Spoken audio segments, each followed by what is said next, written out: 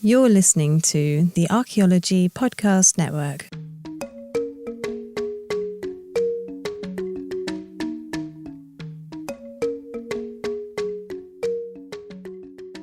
Welcome to episode 109 of A Life in Ruins podcast, where we investigate the careers of those living life in ruins. I'm your host, Carlton. David will not be joining us today, and Connor will make it for the second and third segments. But for this week's episode, we are joined by Dr. Anna Goldfield from the APN's flagship show, The Dirt Podcast. Anna, thank you so much for coming on the show. How are you doing this evening? I'm doing very well and feeling very flattered that you called The Dirt the APN's flagship show. Gosh.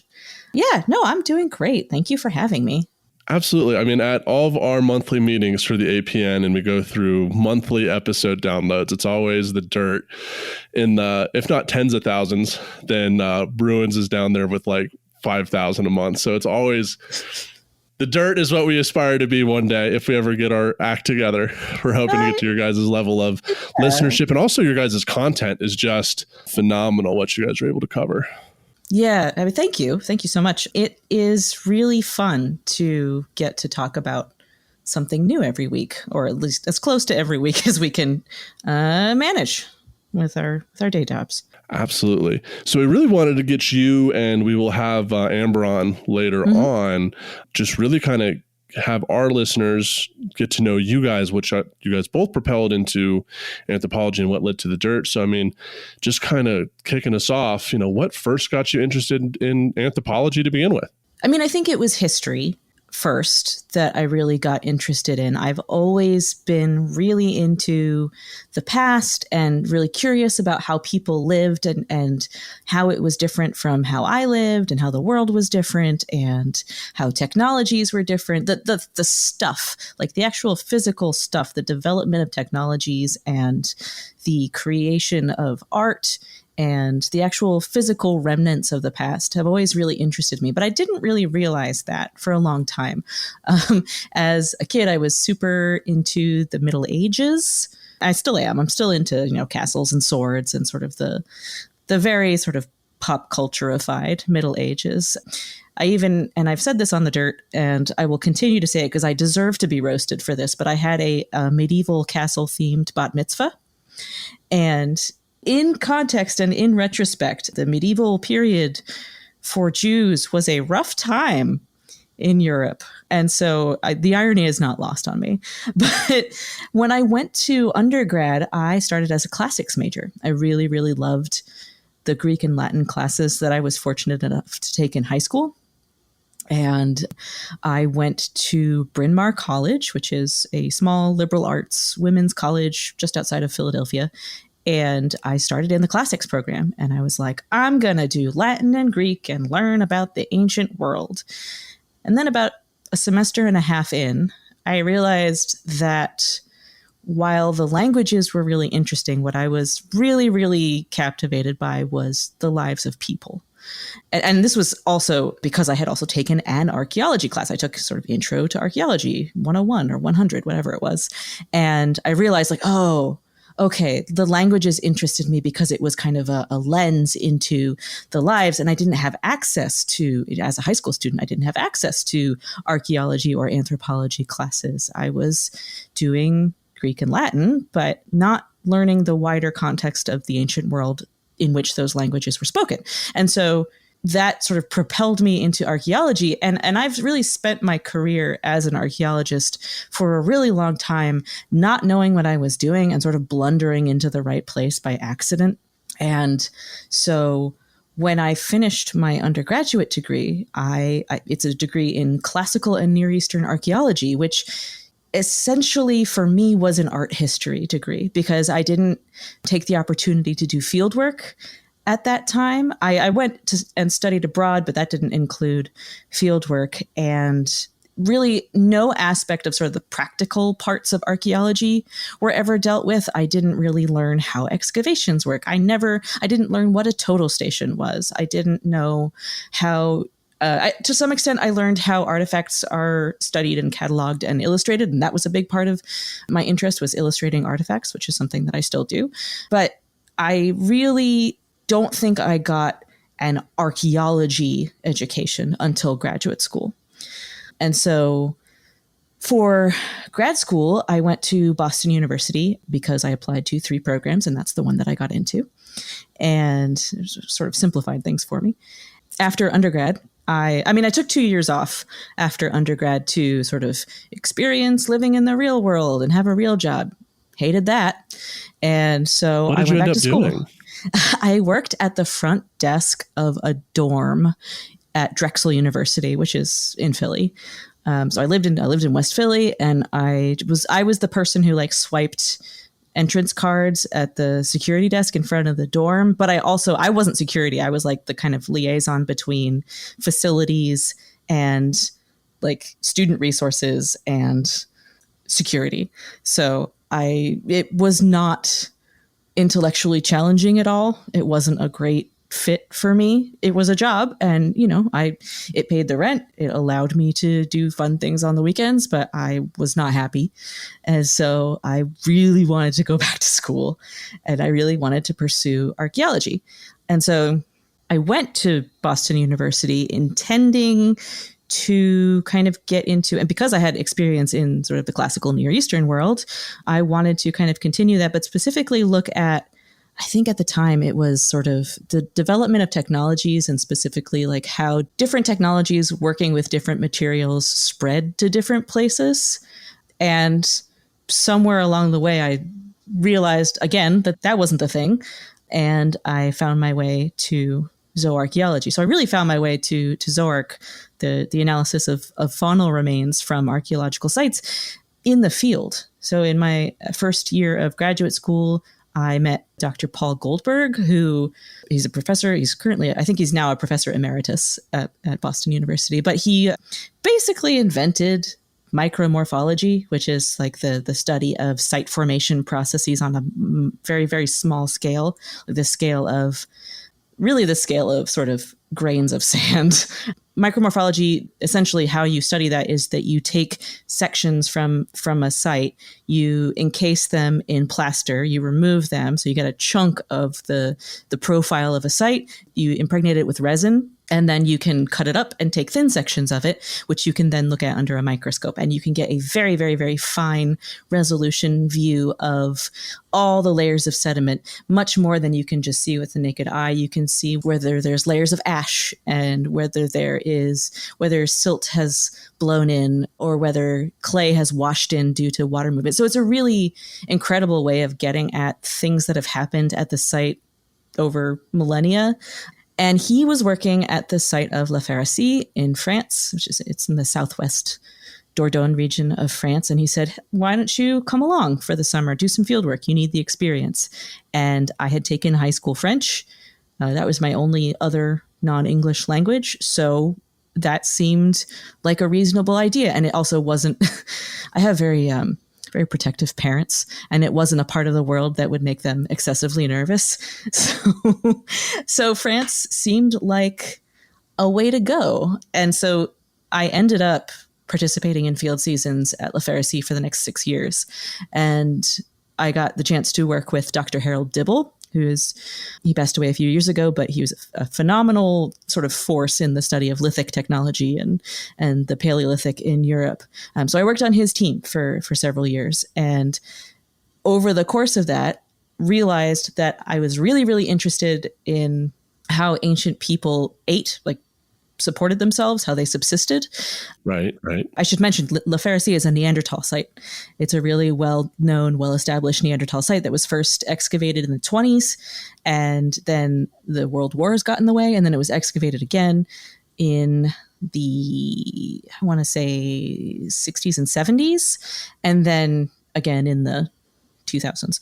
And so I was a part of those last excavations, and the intent of those excavations was to sort of sort out the stratigraphy, the context of the previous excavations, because they were disconnected and the site reports kind of didn't match up. So they were trying to sort of contextualize everything and figure out what the whole story of La Pharisee was. So there were no longer any Neanderthals there, no remains there, at least that we found, but there had been several skeletons found during the first excavations. So at La Pharisee, I met Dr. Teresa Steele, who was the zooarchaeologist on site. I expressed interest in learning zooarchaeology because I realized that was the simplest way for me to get at patterns of behavior related to food, because those are the things, if you're talking about a site that's, 60,000 or more years old, animal bones are the things that preserve best out of all the possible sort of food materials. There are other things that preserve. It's just that was the thing I could see and touch and learn directly about. And so that was what I got really, really interested in. And so I started thinking about zooarchaeology and decided to do my dissertation on Neanderthal subsistence as it related to both the use of fire for cooking and the extinction of Neanderthals once Homo sapiens moved into Western Europe. So, that's really, and indeed I did. That is what I did my dissertation on. That's me. That's my whole trajectory. That's a lot. Like for those microsections of site strata. Yeah. Like how many, like if like a regular, like let's say like a 20 centimeter deep, like just something like super shallow, Sure. like how many thin sections are we talking about with just something like that? So what happens first is that the team sort of looks at it and tries to determine how many layers overall they think are present. And then often the thin sections will be taken based on specific areas that they want to look into. So especially the margins between layers, and they want to make sure that in fact there is a change in the sediment, or there's not just like a tiny layer of something else hiding that the naked eye can't see. But yeah, it can be dozens. It can be, I'm sure that some sites have hundreds. I guess it really just depends on the depth of the section. But yeah, Paul Goldberg's pretty incredible because he essentially invented this subdiscipline. His name is just on every kind of seminal paper for every major site. So it was great to get the chance to work with him. And the man makes a mean apple cobbler. All right. That's a fun fact. I'll take that. He's a great guy. I'm always amazed by geoarchaeologists. Like truly what they're able to do with dirt is like, Same. I think it's witchcraft. Like I don't get it, but it's just so cool for them to be able to look at strata and sediments and soils the way they do and like reconstruct a site's history. And taking that to like the like microscopic level, the really thin sections is like brings tons of different depth. level. Yeah. If you want to talk to a micro stratigraphic guy on your show, I have a friend and colleague who does that. Oh, absolutely. That'd be fascinating. Yeah. I can remind me and I will give you his contact info. Yeah, absolutely. And then, oh man, it's always been a dream of mine to be able to work on a Neanderthal site, like going to Europe to work on something like that. So I totally lucked out. I do Right. realize how what an absolute privilege that was. When you were getting your doctorate, because you're not, very old. I think we're around the same age. I'm 36. Yeah, see, like not at all. Were those ideas of Neanderthals being like brutish and like quote unquote primitive still pervasive by the time you were writing your disc? Yeah. Yeah, because I would mention to my parents something that I was working on, and my dad would crack a joke about a Neanderthal being a dum-dum, and I would get probably unreasonably mad. But I was like, come on, I don't go to your job and make fun of what you do. Fair. But no, I do think, and I think it's definitely changing, but I think it is taking a lot of time to sort of, for the understandably relatively obscure world of research into Neanderthals to sort of filter through to everyone. But I do think that Neanderthal renaissance is picking up speed. It seems that I see more and more news stories and more just sort of features about like Neanderthals were much more complex than originally, than we ever thought. It's like, well, okay. But I'm, obviously the media tends to sensationalize things. To some extent, I'm not mad about that, but a lot of times that it causes people to take research out of context. And so that is sort of where the other part of my career comes in. Absolutely. Now, are you in the camp that Neanderthals are like Homo sapiens Neanderthalensis, or like firmly like Homo Neanderthalensis? I think that's kind of, I think it's, for me personally, it's an issue of sort of biological semantics. Like if it's really important to someone to distinguish that Neanderthals and Homo sapiens were different in some way, if they want to make that taxonomic distinction, that's fine. That's great. If they want to connect Neanderthals to Homo sapiens by saying Homo sapiens neanderthalensis, that's also fine, because clearly it's murky. It's very wobbly, because we know that Neanderthals and Homo sapiens interbred, because modern humans living today, some portions of the population still have some Neanderthal DNA, a very small percentage, but it's in there, which means that, sex had to happen. That's the only way DNA gets in there. And so we know that they were at least biologically compatible enough to do that, which means that by the biological, or sort of the broadest biological definition of species, Neanderthals and humans were closely related enough to be kind of, if not the same species, then maybe like a subspecies. I don't know. It gets really dicey there. But I just tend to call them both different flavors of human, because I like to think of them like, when you say human, it implies a lot of things. The word human is a very loaded word. It comes with connotations of intelligence, with sophistication in terms of like technology and culture, with sort of innovation, but also with humanity, right? The giving someone the quality, the aspect of humanity, and seeing a kinship between two people, or two species. And so to call Neanderthals human, I think gives them that humanity that we're seeing more and more that they had from evidence in the archaeological record. So that's, when I get asked that question, I tend to get very flustered, because I'm like, I don't know, because do you want me to be a biologist about it, or do you want me to be like an anthropologist about it? So I try to answer both at the same time, and end up just sort of getting myself into a funk. But yeah, that's my answer, is that they are both humans. Fair enough. That's a great answer. I like that answer a lot. Awesome. I've had to answer it a lot. I can imagine. Well, on that note, we're going to go ahead and wrap up the first segment of episode 109. We'll be right back with Dr. Anna Goldfield. All right, we're back with Dr. Anna Goldfield for episode 109 of a Life in Ruins podcast, and we're about to learn about the origins of the Dirt podcast, and something I've been super fascinated about. We first learned about the Dirt when we were coming up with A Life in Ruins, and we were looking for titles for our podcast, and we came up with a bunch. Did we scoop you?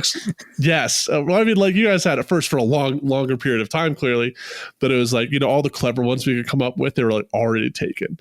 And so we were like, oh, and so that's how we first learned of the Dirt, and how I started listening to you and Amber was when we were doing the preliminary stuff for Ruins, like, what's the archaeology content out there? And yours was already a podcast that, like, out of all the ones that we listened to, yours was the one that I personally connected with the most. Like, I like that banter and the way that you guys run episodes. And so, like, I listen to a lot of you guys as inspiration for how do we run thank you. Ruins. So how did you first get into podcasting? I think to go all the way back to sort of acquiring the skill set is my history with music. So I play a couple different instruments, and in high school, as my senior project, I recorded an album of original songs. They're very goofy, very embarrassing now. So I learned how to record, how to edit in, I think it was Pro Tools at the time. Time out. Were they archaeology themed? No, not at all. No, Okay. this was still high school. It was just like, no, my feelings. Okay. Have you heard of Hangover Trench Naps, the stupid archaeology album that I made for my public archaeology class? Oh my God. No. It is super embarrassing, super bad. But me and David made a banger called Clovis Paradise, and it's a parody of Gangster's Paradise. That's amazing. Anyways, I didn't mean to interrupt and no, that's okay. And that has reminded me that I promised Flint Dibble, who is the son of Harold Dibble, and we're friends in real life and on Twitter, but I promised him on Twitter that if I reached 2,000 Twitter followers, I would do some sort of parody or original song about archaeology. So that's a challenge to your listeners. Go find me on Twitter and follow me, and I'll do that. I promise. But that meant that I knew how. I already sort of had the background skills to edit audio stuff. So fast forward to 2017, I had just finished my PhD, and I was on the job market, which is a nice way of saying unemployed. And I was living in California and with my partner, and Amber came to visit me just as sort of Amber and I met in undergrad. She was a year behind me. We took a lot of classes together. We worked in the same dining hall together. So we were very close friends in undergrad, and we stayed close friends afterwards. And she had come to visit me in California. And during that visit, we sort of joked like, we could start a podcast. And her original idea was that she would make me watch the film 10,000 BC. And then just sort of, I would get angry about it because it's a very bad movie. And then we realized that wasn't really a sustainable model. But a couple months after that, after kind of that joke was getting kicked around. So I was on the job market. Amber had at that point left her graduate program at Berkeley and was also on the job market. And so we were both in this position of like lots of skills, no job, right? We were both like, very intelligent, educated people who really had this drive to learn and to want to learn about the things that excite us, but really nowhere to put that energy and nowhere to put those skills. And so we actually started talking about, hey, what if we really did start a podcast? And so we did what I imagine that you guys did at first was we looked around at the available content, and we talked a lot about what we wanted people to walk away from our show with, what we wanted the tone of our show to be, what we wanted sort of the mission of our show to be. And the things that we landed on sort of the strongest was, first of all, that there was a lot of archaeology content out there that was very by experts for experts. It was a lot of like really inside baseball stuff that if you were a new listener starting out with no archaeology background, or maybe just a real interest in archaeology, you'd done a lot of reading or something like that, even then you wouldn't necessarily feel like you were listening to something that was accessible to you. You were listening to somebody talk about CRM and total stations and using a lot of jargon and not necessarily breaking down some of the bigger concepts that are sort of baked into an archaeological education. So if you have taken archaeology classes, there are some sort of foundational things that you learn. And then from that point on, you don't really have to relearn them. But for somebody coming in fresh, those concepts still need to be broken down. And so that was one of the things that we said, first of all, we want this show to be accessible to someone coming in with no background whatsoever. We want to use storytelling to accomplish a couple things. One, to engage people. We, like humans, are wired to understand the world through narrative. We construct our own narratives. We're the protagonists of those narratives. And we understand other people's lives through narrative. And so to engage people, storytelling is sort of the best way to do that for us. And also to really kind of reintroduce people into the past. Because a lot of times, I think when people consider the past, they think of static images or moments or eras, these things that seem very kind of distant and almost clinical. But these were, any people living in the past were real people with lives and thoughts and emotions and the same kinds of fears or experiences that we might have. They felt excitement, they felt grief, they felt happiness, they felt all these human emotions. And we wanted to emphasize that was a part of life in the past as well. So just put humans back into the past. And so we planned for about 3 months and then recorded the first 3 episodes of The Dirt and released them on July 1st, 2018. And so there was a lot of research into like the actual practical aspects of this. There's a lot of Googling of like how to import sound as MP3, like all the little things. There's a lot of almost breaking down into hysterics because something wasn't working. And then it turned out like the thing wasn't plugged in the right, it was like a lot of that kind of stuff. But once we had all of those little issues ironed out, we recorded our first 3 episodes. The sound is really bad. Like if you go listen to The Dirt, by all means, listen to the first 3 episodes, but know that we were recording with tiny little dinky mics and we didn't really know what we were doing yet. We didn't have kind of the flow of the show down yet. Right. And I think we tell our audience, like, go back and listen to the first 5 by all means, but like those same things. Like, we didn't know what we were doing. We were Yep. too much like having fanboy moments over the people we had on rather than like engaging with them in a serious manner over their content. And like the first episode was like one of our favorite at the time PhD candidates at Wyoming. And we're like, do you remember when you first met us, Spencer? And it was just like, there was no point to that episode. Do you know we love you? It's like, oh, dude, please tell us. We really want your attention. And it's just like, oh God, it's just so cringy when you listen to those original episodes. And we tell folks all the time, like, yeah, sure, listen to them, but know that it gets better. Yeah, like listen to maybe episode 20 or something. Like, you know, listen to the first one and then like move on maybe a page or two. And then once we figure out mojo.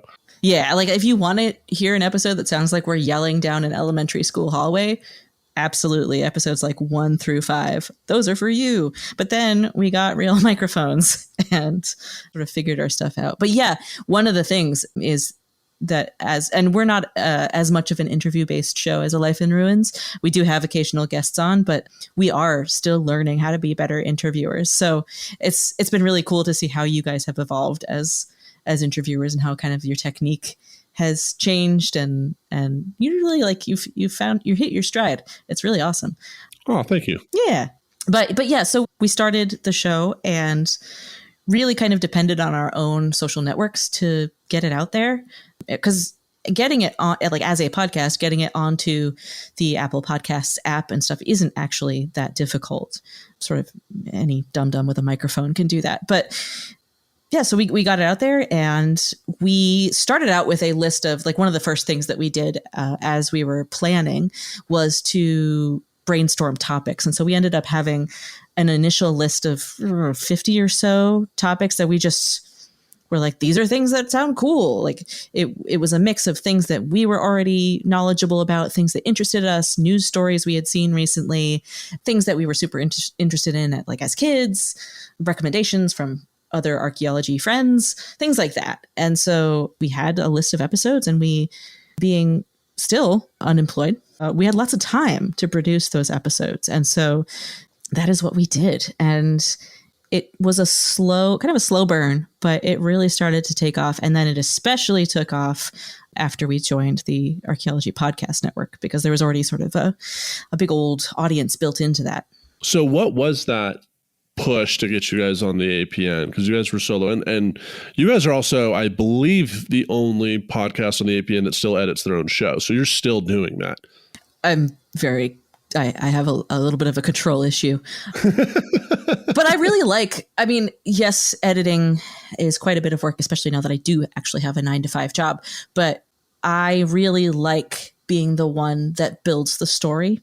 Because at this point, Amber and I have been doing this for so long and we're so kind of in sync. And also we've known each other for more than 15 years now. And so we're so kind of accustomed to each other that I'm able to piece together the story and the flow of the episode the way that I know that we both kind of want it to go. And I am not sure that anyone else would be able to do that.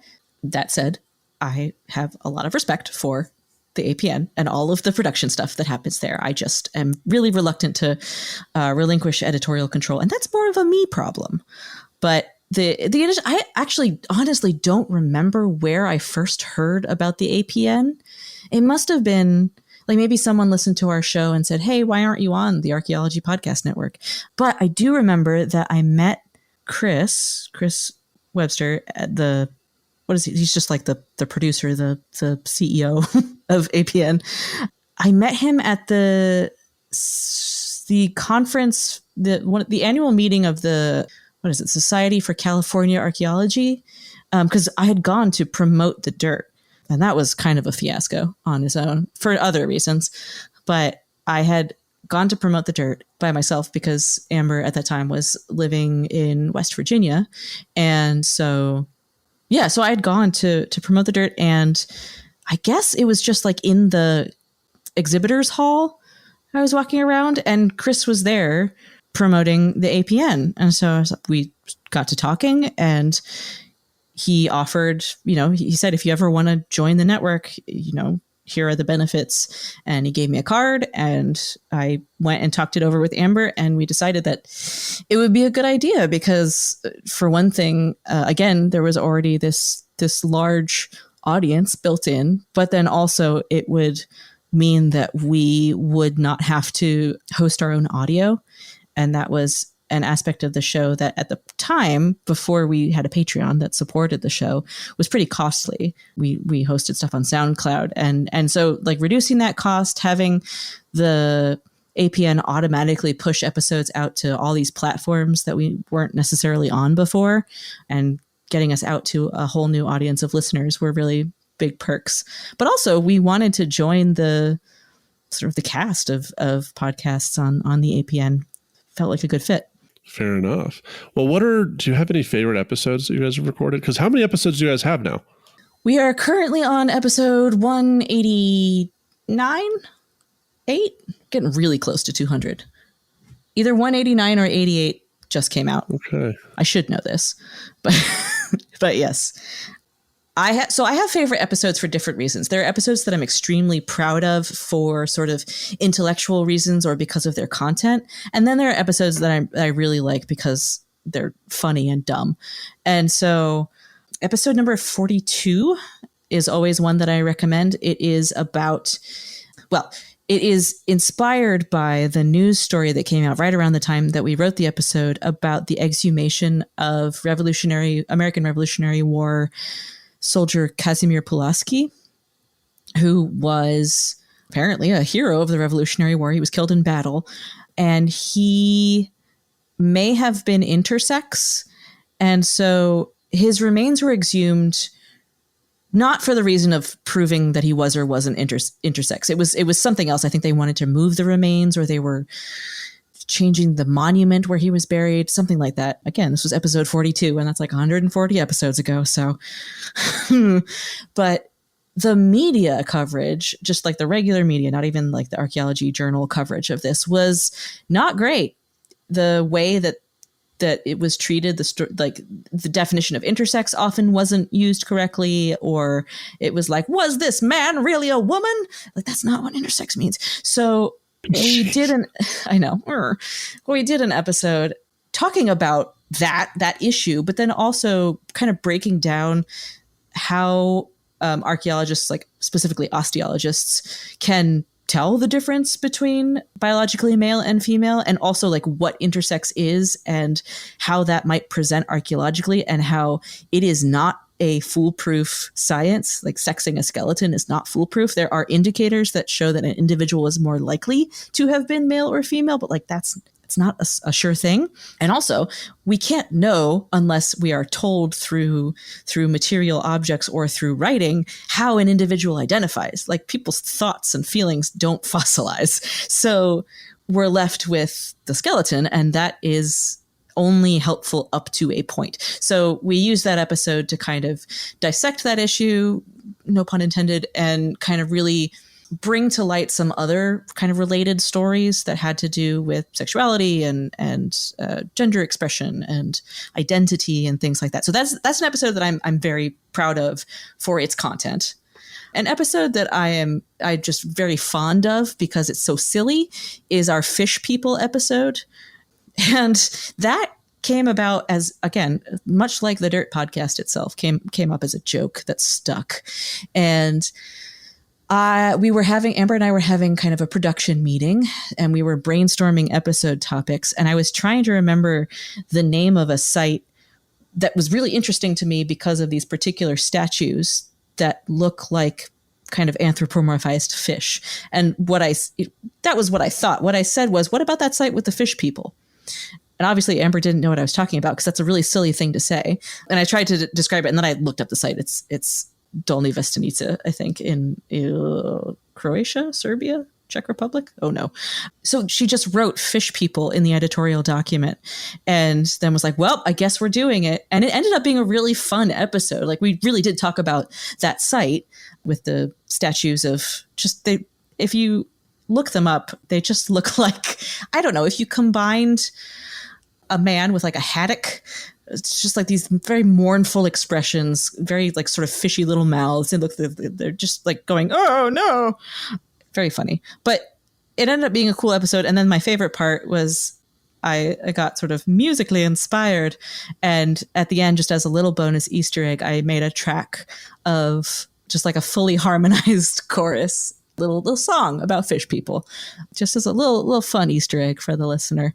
And so I don't know if proud is the word I'd use for that one, but I'm just very, very fond of that episode because it was so much fun. And we've also, we've done other episodes that I've really enjoyed.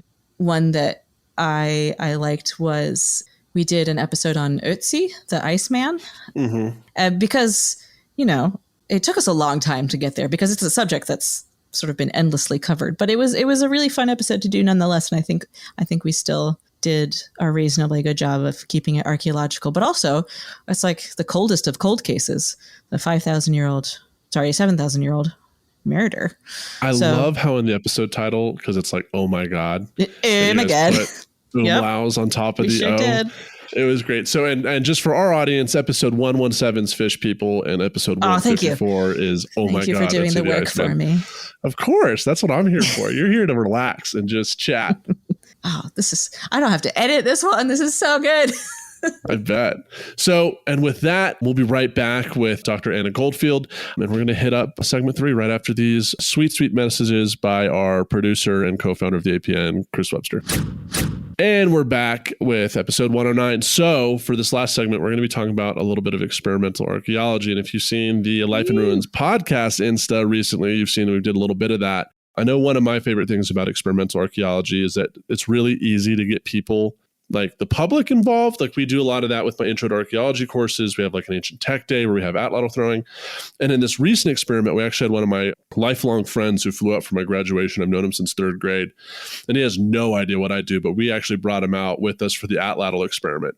And he was like, this is your job. And I'm like, well, this is part of it. Just we got to throw these spears at a high speed camera with different weights. And he was like just blown away by some of the like actual research that we do conduct. And we were trying to explain to him the whole purpose of it. And this wasn't just meaningless. And that's why we have all these people, including professional Neanderthal Donnie Dust out there with us throwing darts, Professional Neanderthal. Yep. I love Donnie Dust. I don't know if you follow him, but like his just professional caveman, I guess. I should. He is. Yeah. He sounds like someone I should know. Absolutely. He was on the show Alone. Oh. Yeah. Huh. Yeah. Sorry. I was thinking of Naked and Afraid. Very different. Okay. Okay. Never mind. Fair enough. Same concept, but Alone, more people have clothes. Yeah. I mean, that's fine. Yeah. What a strange thing reality TV is. It is. So what has been your experience with conducting experimental archaeology? And like, off of that, what do you see the intrinsic value of conducting such type of research? So, I mean, I think experimental archaeology is incredibly valuable as long as the research methods are sound, which is, I know, opening a whole other can of worms that I don't really want to dive into just because it brings up a lot of debate and like technical stuff. That's not really what I want to talk about. I really like experimental archaeology for a lot of reasons. One, it's really fun. It's really a way to kind of try to connect to the experiences of the past. You're never going to really replicate someone's life in the past, but it's one thing to think about or talk about or statistically analyze the act of flint knapping, right? But it's another thing to see and hear someone creating a tool out of a hunk of rock and to sort of try to learn how to do it and realize how much skill it really does take.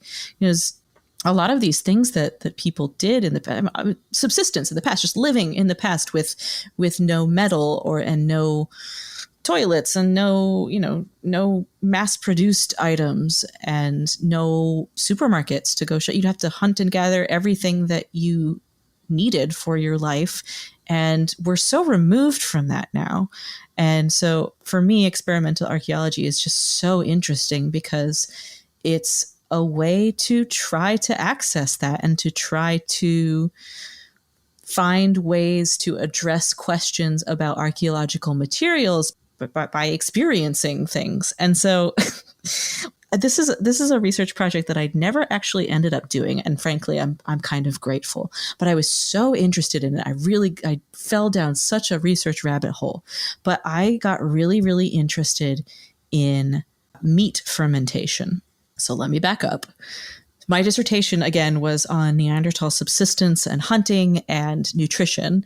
So a lot of that was me compiling data and crunching a lot of numbers, which is just really funny because math was the thing I was abysmal at in school. But figuring out what Neanderthals' metabolic needs were just to sort of exist, what they needed in terms of calories and nutrients and all of that, compared to Homo sapiens, and to kind of plot out using mathematical models, which I collaborated with someone for. I didn't do them, but to plot out these models of how different populations of humans, Homo sapiens and Neanderthals, would survive if placed in different circumstances, in competition for resources. So jumping off of that, I started thinking about nutrition, and I started thinking about the Neanderthals that were living in particularly resource poor areas or particularly challenging climates, let's say, because Neanderthals lived in Europe for over 250,000 years. So there were a lot of different climate conditions, and obviously it's a huge region. Europe is really big. And so there's lots of different landscapes. And in some of those landscapes, it was really cold for a lot of the time, especially during glacial periods, which would mean that resources might have been pretty scarce. And so I was trying to think about, would these populations living, let's say, in winter during a glacial phase in the northernmost reaches of non-glaciated Europe, what would their available nutrition have been like? And would they just have been starving all the time? And would they have been malnourished, or would there have been a way for them to get some of the nutrients they needed from things that they could access? And so I started researching around, and I started to find that there was there was a specific little pocket of study about fermented meat and meat caching. So caching is storing something, whether it's food or resources like tools or weapons, storing it for later if you're not going to be there. But let's say it's a hunting camp that you return to every year, but you don't want to carry all your stuff with you. You just want to bring the essentials from camp to camp. You cache things so that other animals or other people won't find your stuff. You come back to it later. And the hypothesis that Neanderthals and maybe even Homo sapiens, just hunter-gatherer groups, were caching meat in a way that would block out oxygen and cause lactic acid fermentation was something that really kind of caught my interest, especially because of a 2017, I think he might have originally written it in 2015, but the version that I found was published online in 2017, I think. And I can give you the link for this, but it's a paper by John Speth called something like Putrid Meat and Fish in the Paleolithic. It was like a really grabby title. It's like, oh, cool, gross. And he talks about, and John Speth is a great writer of archaeology articles because he writes like a person. Like, he writes not like an academic, but he writes like a really, really good lecturer in a really good archaeology class who's like building this story for you and really getting you into the material. But also it's incredibly well researched. It's a really solid paper. And so he talks about the need of the human body's need for micronutrients and macronutrients. And so that's like vitamins, minerals, carbohydrates, fat, protein, etc. And the different types of food and alterations of food resources that can provide those things. And he especially talked about the need for vitamin C and the need to avoid overdoing it on protein and vitamin A. So a couple things can happen if you eat too much protein. So listen up, keto people. First of all, talk to a medical doctor before you start the keto diet. Thank you. Okay. If you eat too much protein, and this is like almost exclusively protein, you can get sick and die because basically the body is not able to process all of that protein. It is lacking the fats and carbohydrates that it needs in moderation to operate. And you can overload I think it's your liver and your kidneys with uric acid. Is that the one? It's a condition called rabbit starvation, and it's named after fur trappers in sort of the 1800s in the Americas who would be trapping rabbits for their fur and eating the rabbits because they were only using the fur. And so they were eating super well. They were, full every night, but they were only eating rabbit, and rabbit's sort of a very nothing meat. It's really lean protein. And so they were basically poisoning themselves. They were starving to death while they were just full of food. And so ways to counteract that include eating a lot of fat along with your protein. So if you have a really high protein diet and there's really nothing you can do about it, you can compensate by eating a lot of fat. And that's the case with Arctic diets. So Arctic indigenous populations who eat a lot of, especially during the winter, will eat a lot of sea mammal meat and stuff. They will also consume the fat, the blubber of those animals in large quantities. So that's part of it. The other part is that fermentation does a lot of really cool things that are kind of akin to digestion. And one of the things that it does is it makes, specifically for meat, it makes meat more nutritionally available. So it breaks it down partially in the same way that cooking does, except that cooking destroys vitamins. If cooking breaks down vitamins and fermentation does not. So if you have fermented meat, you can kind of reclaim some of those vitamins, and your meat is a little bit more nutritionally valuable than it would be if it was just raw or cooked like fresh meat. So I got really, really interested in this idea of kind of alternative nutrition based on the deliberate alteration of meat, and whether Neanderthals might have been doing this, and whether it was just sort of a natural byproduct of the act of caching meat, like of storing it for later, or if this was kind of like a deliberate thing, and how would you be able to tell that in the archaeological record? So I had all these plans, and I was designing all of this research to do like meat fermentation experiments. And in retrospect, that would have been so gross. It is research that actually I happen to know is being done. So I really look forward to whenever I know that someone's grad student was doing it a few years ago. And so I really hope that they continue to do that so I don't have to. But I would love to learn more about just sort of people doing different things to the resources they have to improve them in some way, to make them benefit them more.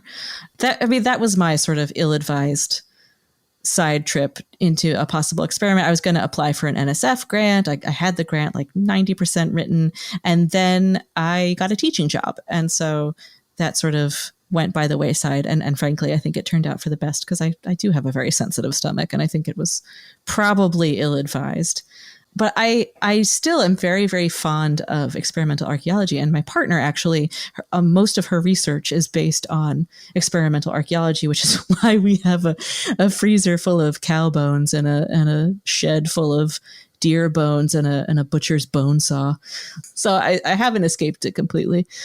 But yeah, she studies Neanderthal bone tools, and so works with bone and bone surfaces and tries to evaluate them microscopically. But so for any time period in any place, I think there's so much to be done with experimental. Like, I love YouTube videos that show like, we're trying to, as authentically as possible, build this Iron Age style house using only the types of tools that they would have used. Like, I love projects like that. I love when people just really go all in and like, we're wearing hides and we've tied elk teeth to them, and now we're going to dance for hours to see if there's different wear on the teeth from being, strung together. I love things like that. And so what I would love to see, because I think this is such a cool tool for engagement, is to see this stuff happening, to see people trying this stuff out, often with sort of, failure as a consequence, because we don't necessarily know how everything would have worked in the past. There's a lot of missing pieces. And so trying to fill in those pieces can often be illuminating or comical or frustrating or sort of terrible.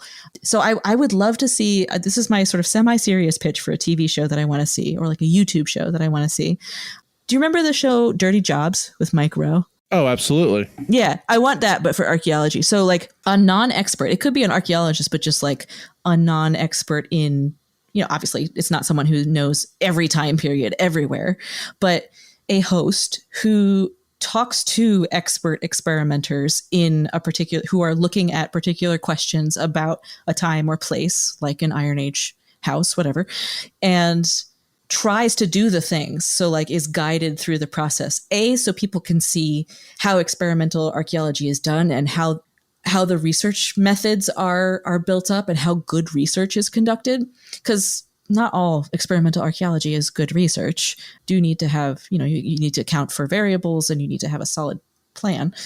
But I want to see the research methods presented, but I also just want to see a non-expert trying to do the things that people in the past did every day, because I want to show how skilled people were in the past.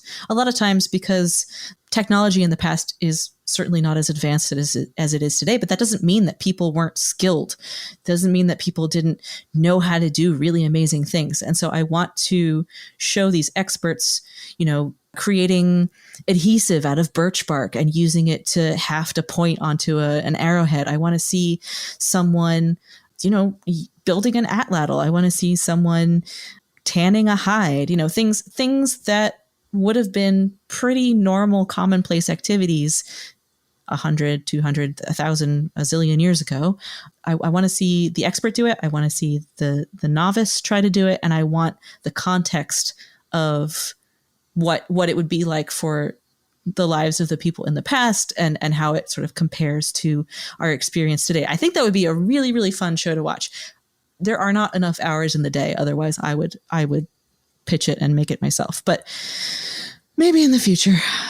But I think the Pawnee Nation Tipo is doing some experimental archaeology or ethnography right now, because in rock art and ledger art, Pawnees are usually depicted wearing black moccasins. And we're trying to figure out how you do that. Like, how do you get how you dye them, or how do you dye them black? Like, what do you use to dye them black? So he's been doing some things that we've been texting back and forth, but he's figured it out yet. And I think it leads to something to do with walnuts. I was going to ask if it was walnut. So that's making me sound like I totally am lying, but I swear that's the new one he's doing. Yeah. Because he's tried a couple things and it's just not, it hasn't been, they make them gray, not black. So that's unpleasant. Next one is you start crushing walnut shells and that stuff's just everywhere. No, your hands are like splotchy for a week. So remember when I did research in the south of France, because I'm so fancy, there is a drink there called Vin de Noix. That's very popular in that region because that region is famous for its walnuts. And so you basically take green, they're black walnuts, but they are green because they're not ripe yet. You take green walnuts and sort of let them steep in a combination of red wine and brandy and spices for a couple months, and it sort of mellows into this really, really delicious sort of magical potion. But yeah, so we harvested some green walnuts and cut them up, and just I forgot to wash my hands soon enough after doing that, and then all of a sudden the dye it oxidizes, and then just oh god, no. So yeah, I was stained, but I hope walnut works. That's interesting. Yeah, I'd like a nice pair of black casual moccasins. Those would be pretty sweet. Yeah. But it's been a pleasure talking to you. This has been so much fun. Oh, likewise. I've had a blast.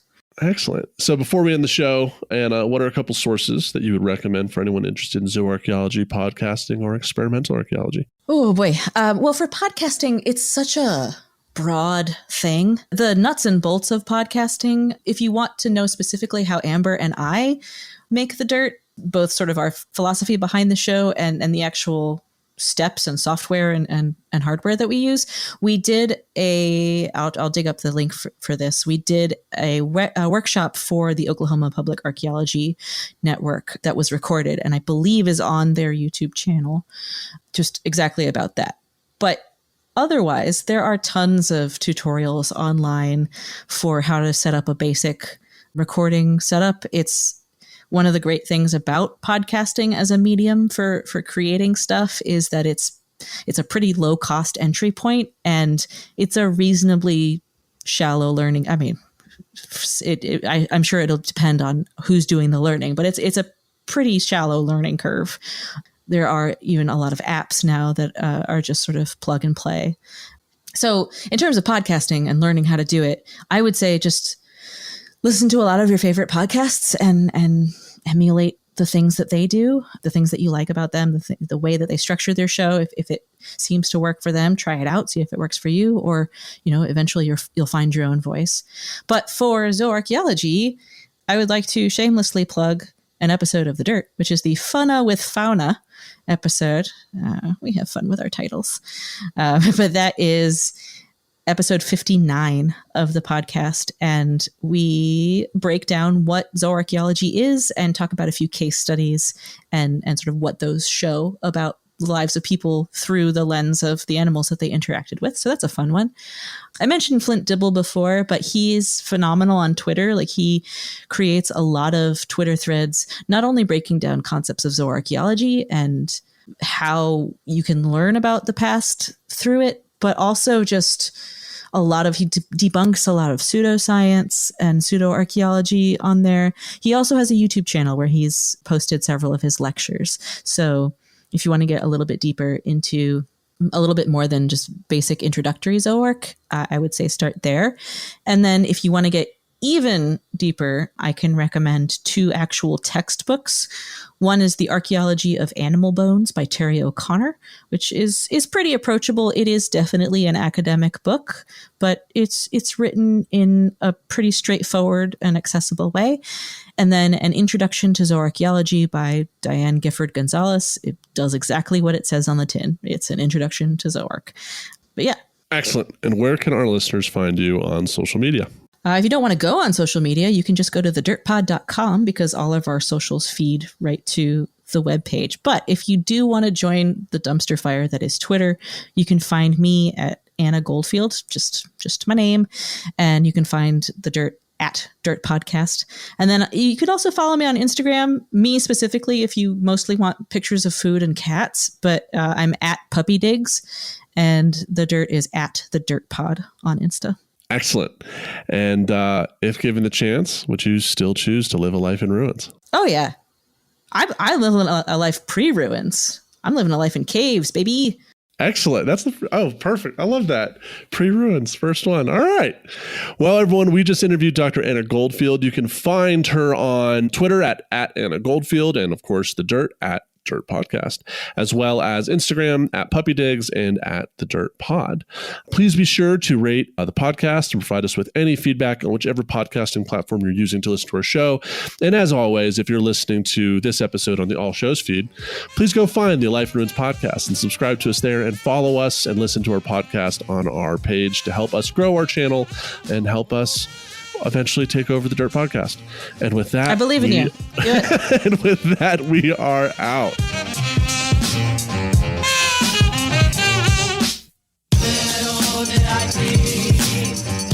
Thanks for listening to A Life in Ruins podcast. You can follow us on Instagram and Facebook at A Life in Ruins Podcast, and you can also email us at alifeinruinspodcast@gmail.com. And remember, make sure to bring your archaeologists in from the cold and feed them beer.